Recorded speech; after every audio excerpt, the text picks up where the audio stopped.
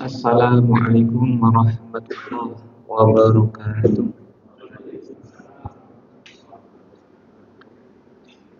Alhamdulillah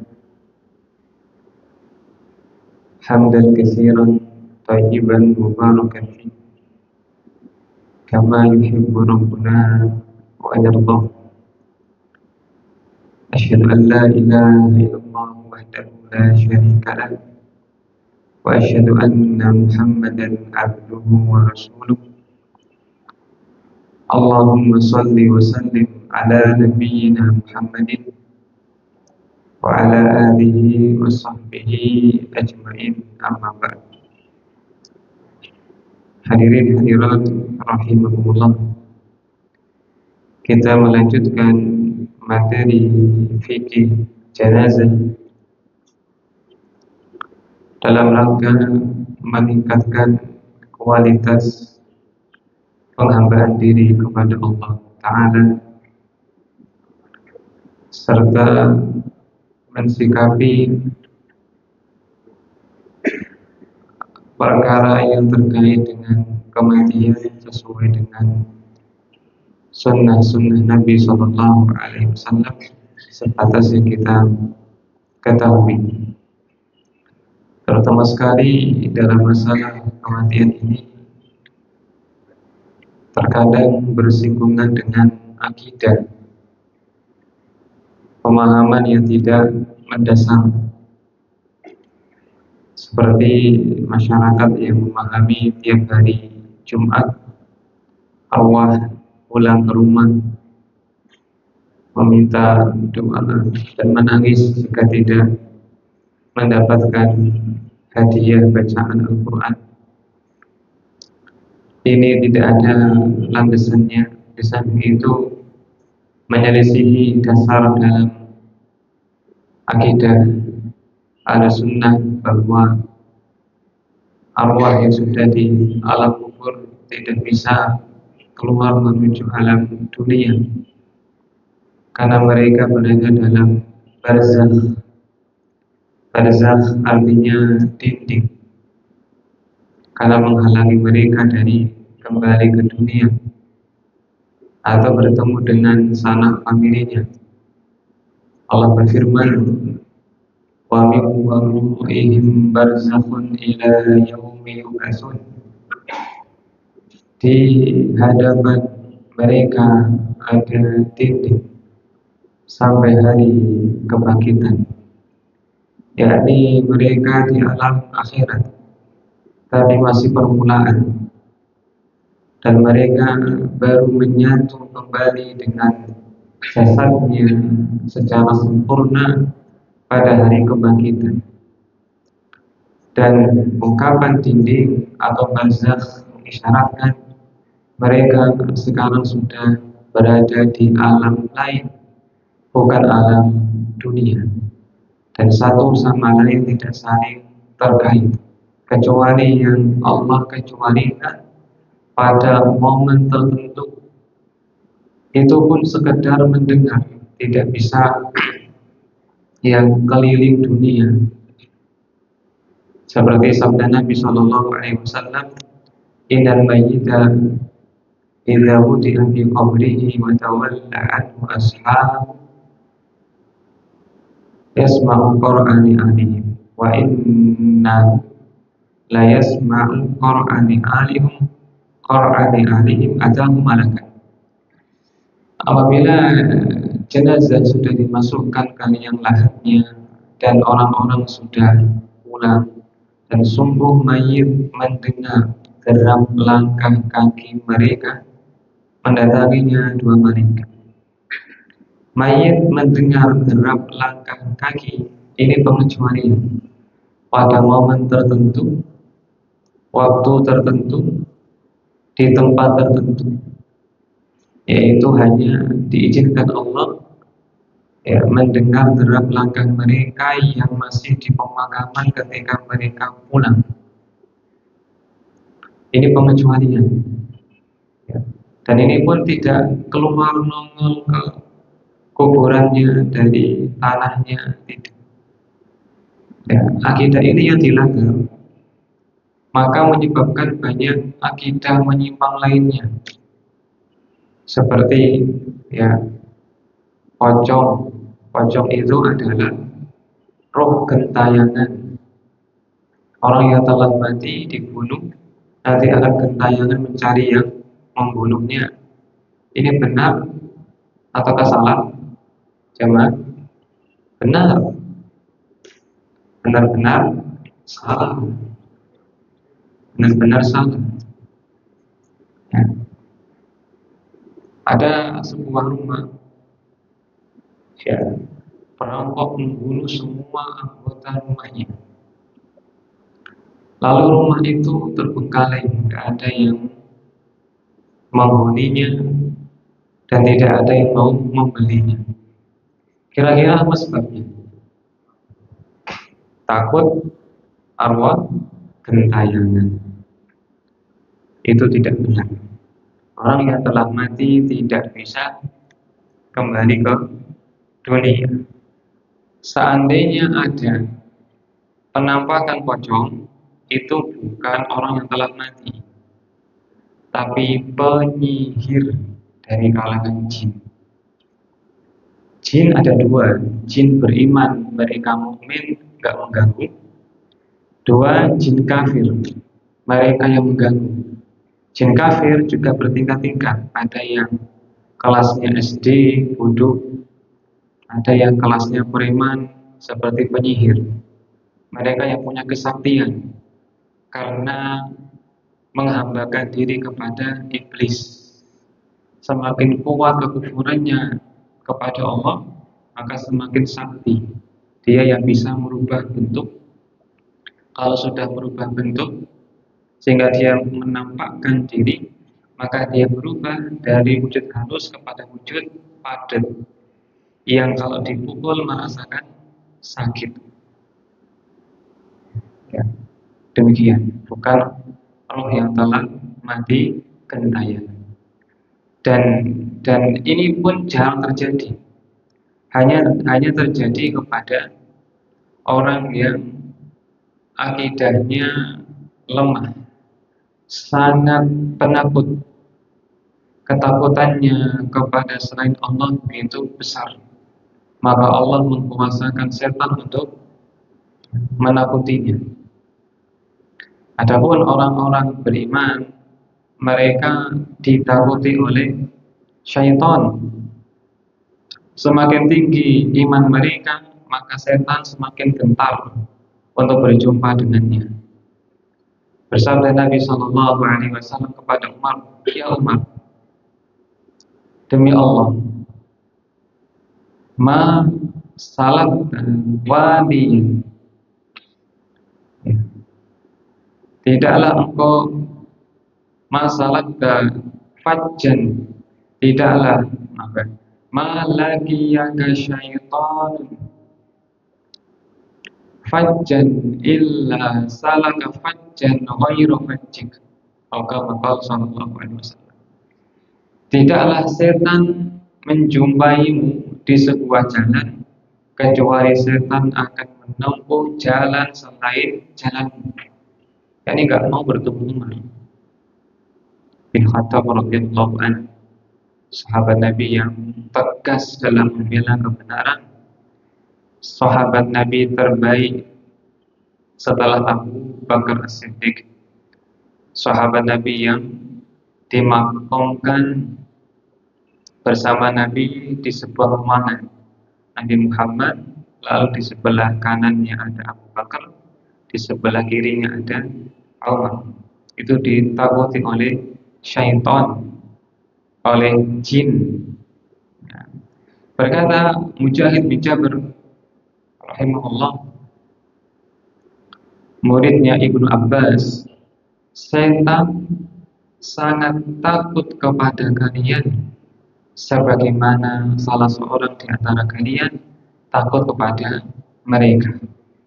Sama-sama takut. Orang beriman itu ibaratnya punya pedang, maka membuat takut setan yang melihatnya. Seakan-akan demikian. Ibaratnya ya ada orang bawa pedang, Lalu ada orang melihatnya, takut. Tapi ada preman yang nekat ingin menggodanya. Barangkali orang itu tidak mampu memainkan pedangnya. Ini disebut dengan ghaul. Ghaul itu adalah jin yang biasa menampakkan diri di jalan untuk menyesatkan orang. Tujuannya satu, agar orang itu semakin takut kepada setan. Kalau setan semakin ditakuti, dia membesar karena sombong, dan semakin semakin sukses dalam menjadikan orang kufur kepada Allah Ta'ala. Dulu orang-orang musyrikin Mekah, mereka memahami bahwa ada ruh gentayangan yang buktinya banyak orang yang diganggu ketika di jalan. Maka Nabi Shallallahu Alaihi Wasallam bersabda, la ghaula, tidak ada hantu, tidak ada ghaul. Maknanya banyak. Tidak ada hantu. Satu, tidak ada hantu, maknanya tidak ada arwah gentayangan. Tidak ada. Orang yang telah mati selesai. Mereka di kuburan diazab atau mendapatkan nikmat. Kalau orang diazab, tidak mungkin dia gentayangan kemana-mana, dipukuli malaikat, atau dia mendapat kenikmatan. Sibuk, ya, sudah sibuk makan, minum, ya, bercengkrama, menggoda orang, ya kan, berbuat maksiat. Kan lucu. Orang beriman dapat balasan di kuburannya, nikmat kubur, kok malah menggoda orang, kan lucu ini. Ya, nggak ada ghaul. Atau makna yang kedua, tidak ada jin yang bisa membahayakan kamu kecuali dengan seizin Allah Ta'ala. La ghaul, tidak ada hantu. Nah, itu mukadimah pembukaan tentang di antara urgensi pembahasan tentang fikih kematian, karena terkadang bersinggungan dengan masalah akidah. Nah, kemarin kita sudah membahas tentang memandikan jenazah, yang kesimpulannya ketika air diratakan pada mayit, maka dia telah suci dan telah sah memandikannya. Jika ingin sempurna, maka sebagaimana tahapan yang telah dijelaskan. Sekarang berikutnya adalah mengkafaninya. Saniyan al-kafan. Mengkafani mayit ini hukumnya fardu ain, wajib. Wajib mayit itu dikafani. Kata Rasul Shallallahu Alaihi Wasallam terhadap seorang jamaah haji yang terjatuh dari kendaraannya lalu diinjak oleh kendaraannya atau untanya hingga meninggal. Nabi mengatakan, igsilu bima'in wasjidr wa kafinuhu fi sawbaini, yaitu mandikan dia dengan air dan bidara, dan kafani dia dengan dua kain, yakni dengan kain ihramnya untuk menutupi badannya dan menutupi bagian bawahnya seperti sarung. Wala tuhammiru ra'sah, tapi jangan tutupi kepalanya. Fa innahu yub'atsu yaumal qiyamati mulabbiya, karena dia akan dibangkitkan pada hari kiamat dalam keadaan bertalbiyah. Ini pengecualian. Ketika Nabi mengatakan jangan tutupi kepalanya, menunjukkan pada asalnya kepala ditutupi, wajah ditutupi, ya kan? Maka tidak benar setelah disempurnakan pocongnya, tertutup, ketika dikubur dibuka wajahnya. Dibukanya wajahnya oleh sebagian orang nampaknya terinspirasi dengan pocong di sinetron, ya kan? Menampakkan diri dalam kondisi dibuka wajahnya, hitam, menyeramkan. Tidak benar. Ya, ketika sudah ikat, dikubur, maka tidak perlu untuk dibuka apapun dari tubuhnya. Yang nampak dari kepala itu hanya orang yang meninggal ketika ihram. Sebagaimana mereka ketika ihram dilarang untuk menggunakan penutup kepala. Rasul Shallallahu Alaihi Wasallam melarang orang yang ihram baik untuk umrah maupun haji memakai penutup kepala. Kalau sengaja maka bisa kena dam, bisa kena dam. Maka Allah hendak memuliakan mereka karena mereka meninggalnya ketika ibadah ihram, maka dimuliakan dengan tidak dibuka kepalanya, yakni kain pocongnya atau kain kafannya, karena mereka nanti akan dibangkitkan dalam keadaan bertalbiyah, labbaik Allahumma labbaik, labbaik la syarika laka labbaik, innal hamda wan ni'mata laka wal mulk la syarika lak. Ini menunjukkan pada asalnya ditutup semuanya. Nah, kemudian juga yang menunjukkan kewajiban untuk dikafani adalah ketika meninggal putri Nabi Shallallahu Alaihi Wasallam, Nabi berkata kepada tim pemandi jenazah, ya, faida farautunna fa'adhinnani, apabila kalian telah selesai memandikannya, kabari aku. Fa'adhanna, maka kami pun beritahu Nabi bahwa telah selesai. Maka Nabi memberikan kepada kami kain sarungnya dan berpesan asyirniha, gunakan itu untuk menyelimuti putriku. Menunjukkan ditutupi. Itulah kain kafan, kain yang menutupi. Kain kafan yang mencukupi adalah kain kafan yang menutupi dari ujung rambutnya sampai ujung kepalanya. Kainnya bebas, warnanya bebas, hitam, putih, coklat, merah, ungu, pink, boleh semua, sah. Tapi yang utama adalah warnanya putih. Kata Rasul Sallallahu Alaihi Wasallam, ilbasu min siyabikumul bayat, fa innaha khairu siyabikum, wa kafinu fiha mautakum. Kenakan pakaian berwarna putih, karena ia pakaian terbaik kalian, dan kenakan pula pada mayit kalian. Menunjukkan bahwa putih itu paling utama untuk orang hidup maupun orang mati. Ya, orang hidup maupun orang mati. Seandainya mayit ditutupi oleh orang yang hidup, dua sarung untuk bawah, sarung untuk atas, sarung batik, pokoknya ya, sah apa tidak? Sah, tapi kurang utama. Yang utama kain khusus agar mayit tidak malu.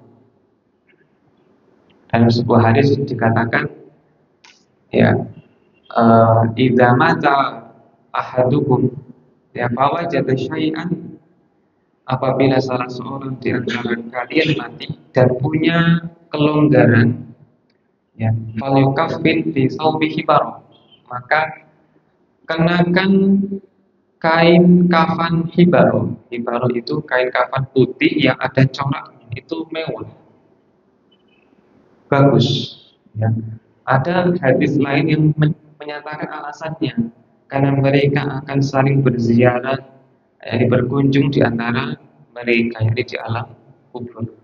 Ini sebagian ulama mengatakan memungkinkan untuk bertemu antar ahli kubur jika Allah menghendaki, jika Allah mengizinkan. Nah, kemudian jika terbatas kain kafannya, maka digunakan untuk menutupi kepala. Sementara bagian kaki ditutupi dengan sesuatu seperti daun-daunan. Ini pernah terjadi di zaman Nabi Shallallahu Alaihi Wasallam pada sahabatnya Mus'ab bin Umair. Mus'ab bin Umair dulunya adalah orang kaya.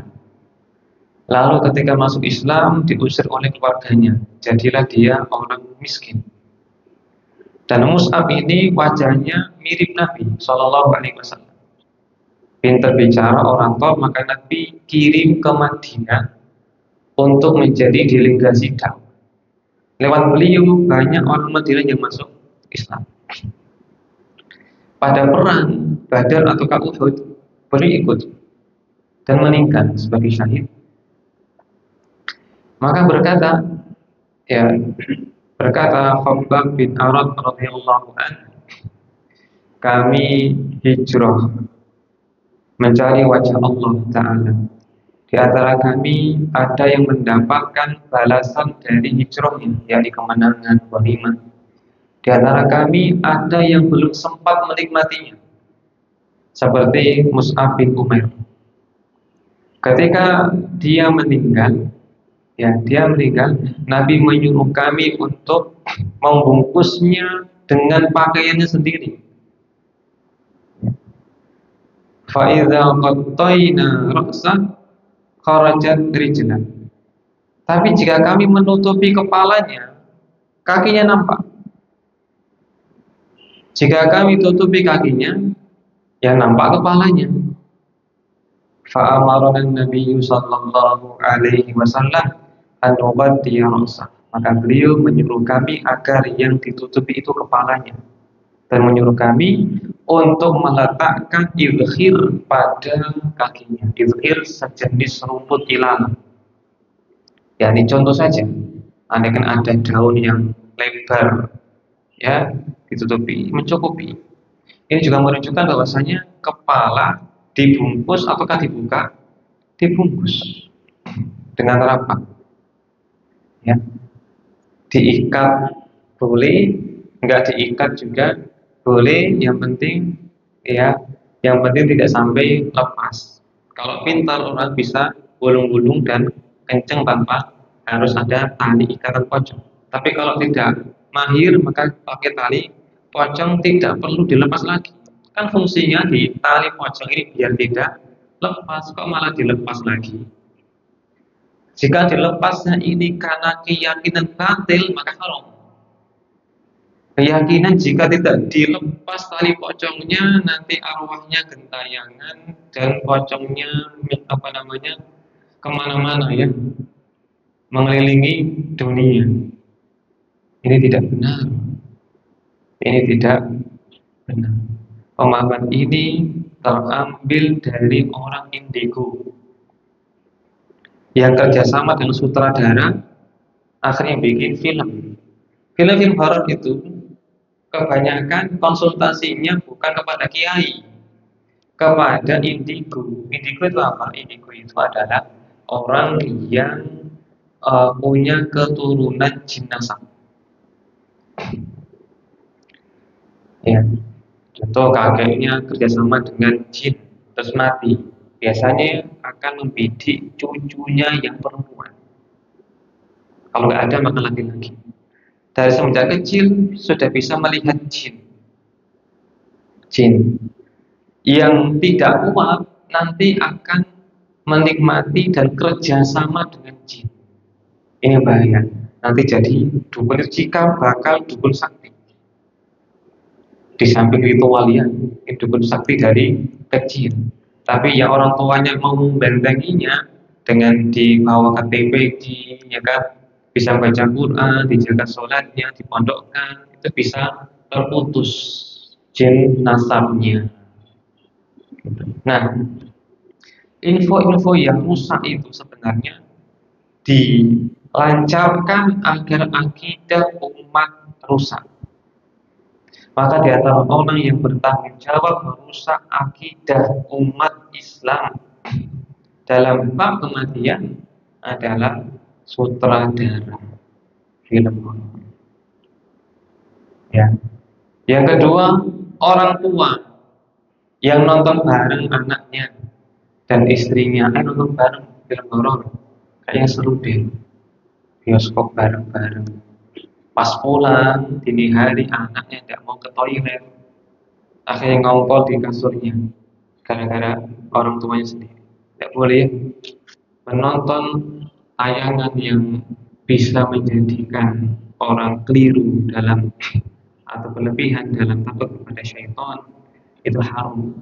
Bahkan maksiat dalam bab akidah lebih berat daripada dalam bab ya dosa besar, lebih berat dalam masalah akidah.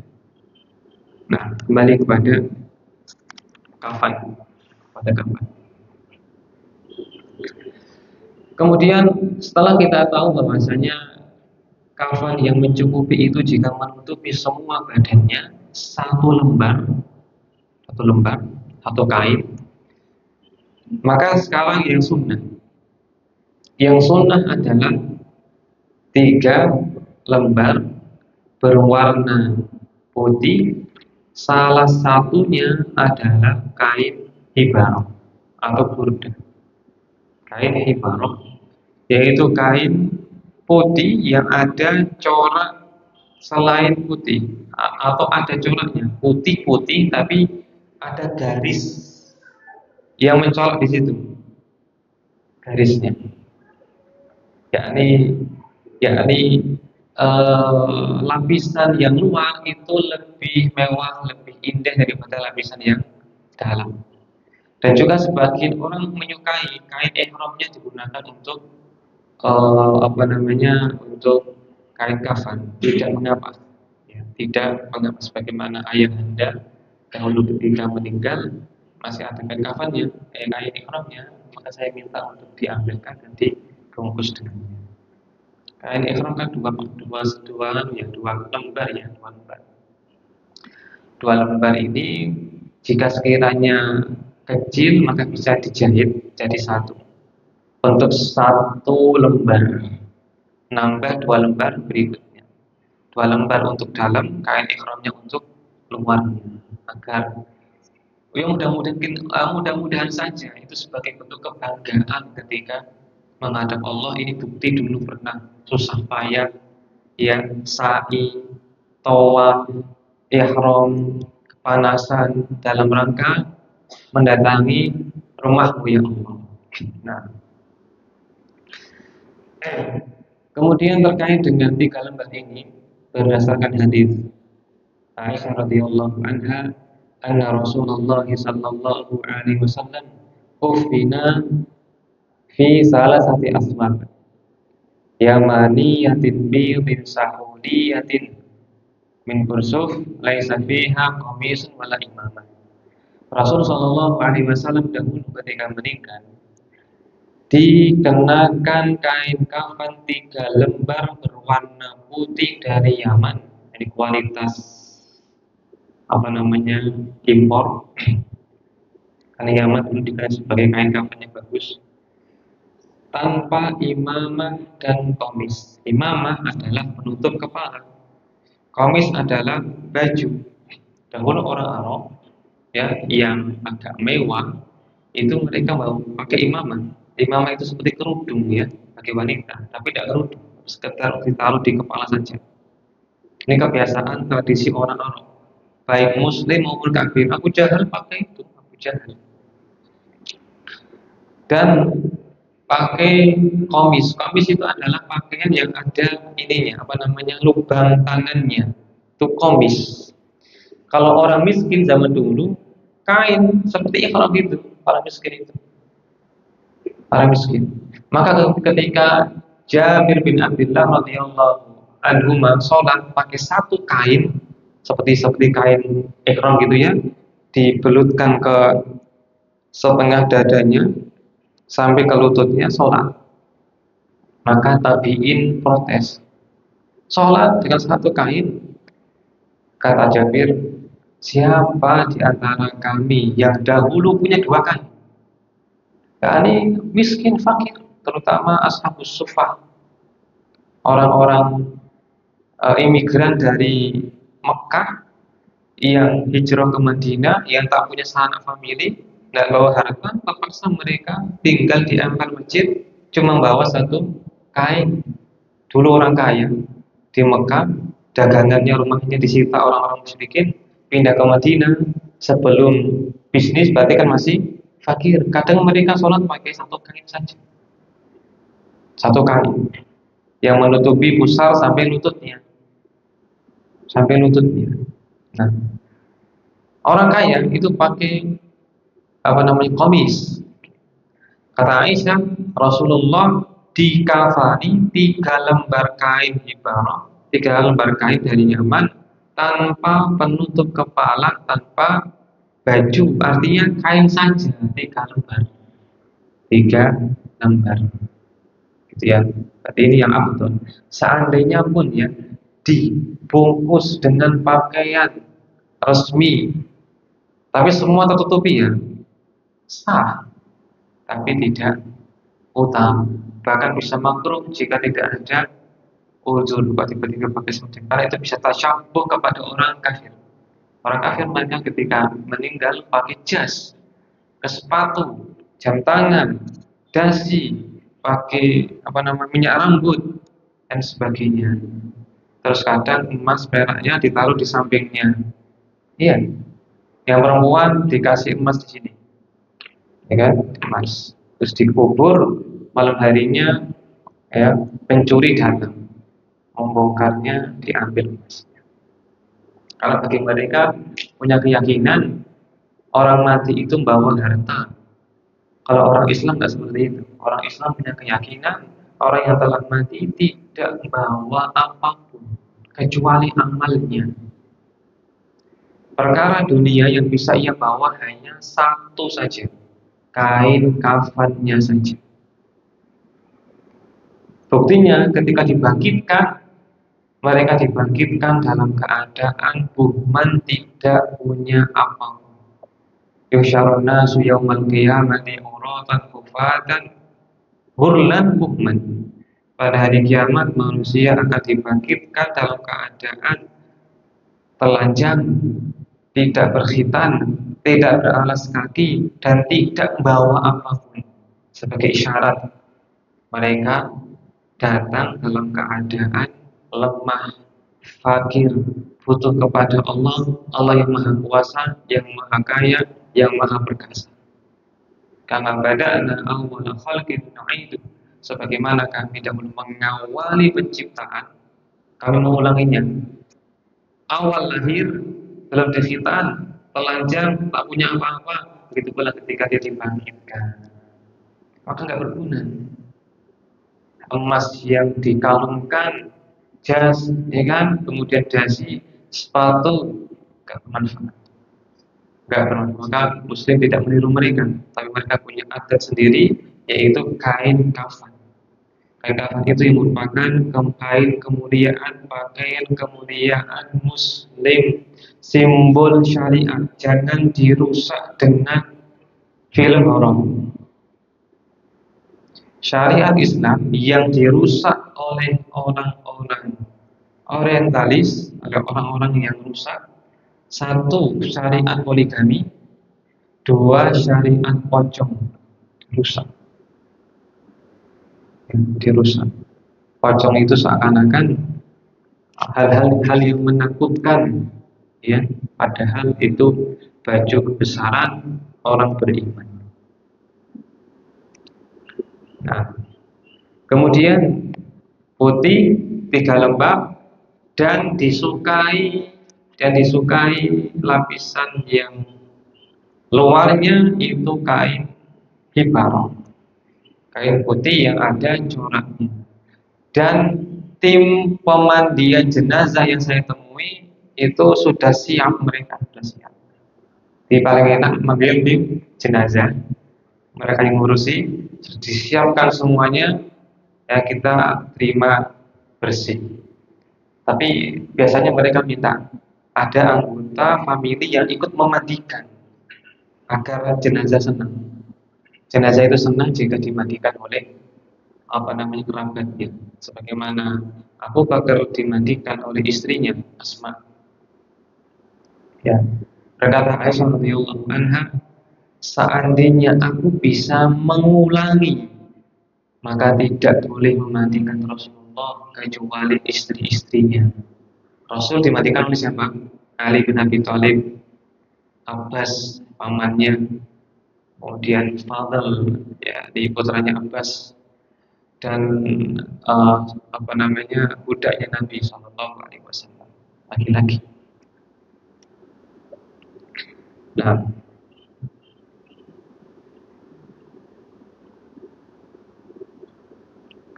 barangkali ada pertanyaan jemaah, silakan. Oke.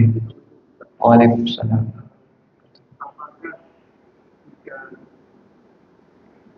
jenazah atau korban di tempat mata yang sudah ditemukan belum dia pernah kemudian yang sudah ketemu dia sudah bukan mata, apakah perlakuannya tidak dimandikan dan lain sebagainya seperti jasad yang mati? Nah, jika ada mayit yang hilang gitu kan, dicari-cari nggak ketemu kecuali 1 bulan kemudian dalam keadaan sudah menjadi kerangka, maka gugur kewajiban memandikan karena tidak adanya memungkinkan untuk dimandikan. Cukup dia dibungkus dengan kain kafan dan dia boleh disolati. Ya, mensolati orang meskipun sudah sekian waktu, ketika kita menduga kuat belum ada yang mensolatinya, maka tetap wajib disolati. Ini pendapat yang saya pilih. Merujuk kepada hadis Abu Hurairah radhiyallahu anhu, dia berkata, "Na'an Nabi sallallahu alaihi wasallam ala Najasyi." Rasul pernah mengumumkan kematian Najasyi, seorang raja di Ethiopia yang masuk Islam sendirian. Kisahnya panjang ya. Pada hari beliau wafat, Nabi menyuruh orang-orang keluar ke tempat sholat, yakni samping masjid ada tempat khusus untuk mensolati jenazah. Mensolati jenazah boleh di masjid, tapi Nabi punya tempat khusus di luar masjid untuk sholat jenazah. Mereka semua keluar dan bertakbir 4 kali. Ya, ini pemahaman dari hadis ini adalah karena di sana tidak ada orang yang mensolatinya, karena dia meninggal di komunitas kafirin, maka Nabi mensolatinya. Nah, ketika tadi diduga kuat belum ada yang mensolatinya, maka kita mensolatinya, dibungkus ke kain, disolati, dikuburkan. Demikian ya, Allah.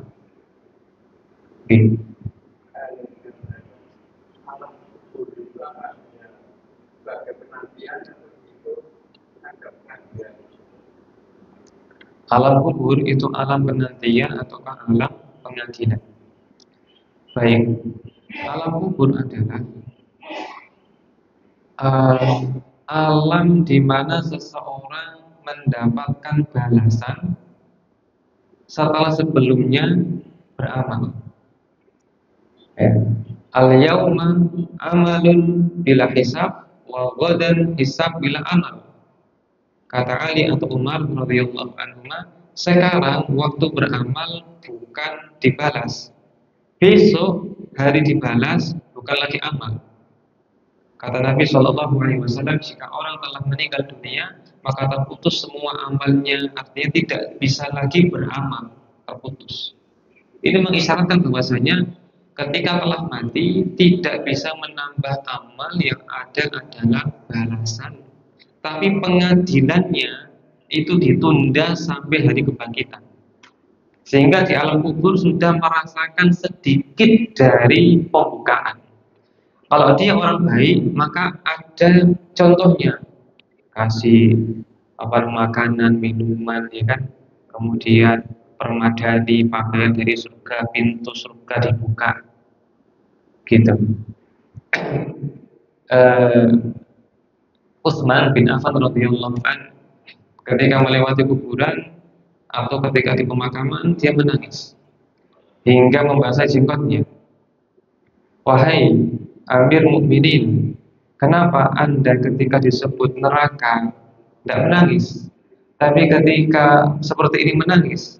Dia mengatakan, Innal qabra awwalu manazilil akhirah. Kuburan itu adalah fase pertama akhirat. Faman naja minhu fama ba'dahu aisaru min. Jika ia selamat, maka setelahnya akan lebih mudah. Wa illam yanju fama ba'dahu asyaddu min. Jika dia enggak selamat, maka setelahnya akan semakin berat, setelah kebangkitan. Menunjukkan ada balasan di situ, ada nikmat kubur, ada azab kubur. Berkata sekelompok manusia di Indonesia, yang azab kubur tidak ada karena hadisnya ahad. Ini menyelisihi ijma' ahlu sunnah. Ahlu sunnah meyakini adanya nikmat kubur dan azab kubur. Allah berfirman tentang Fir'aun, ya, dalam surah Ghafir, an-naru yu'raduna 'alaiha ghuduwan wa 'ashiyyan wa yawma taqumu as-sa'atu adkhilu ala fir'auna ashadda al-'adzab. Neraka ditampakkan kepada mereka Fir'aun dan pengikutnya tiap pagi dan sore, yaitu di alam kubur. Sementara pada hari kiamat Allah berfirman, masukkan semua ke neraka. Ini isbat, penegasan, penetapan adanya azab kubur, begitu juga dengan nikmat kubur. Jadi menanti di sini maksudnya adalah menanti hari pengadilan. Tapi bukan menanti bengong, bukan bengong diam. Tapi antara nikmat kubur atau azab kubur. Demikian Allah.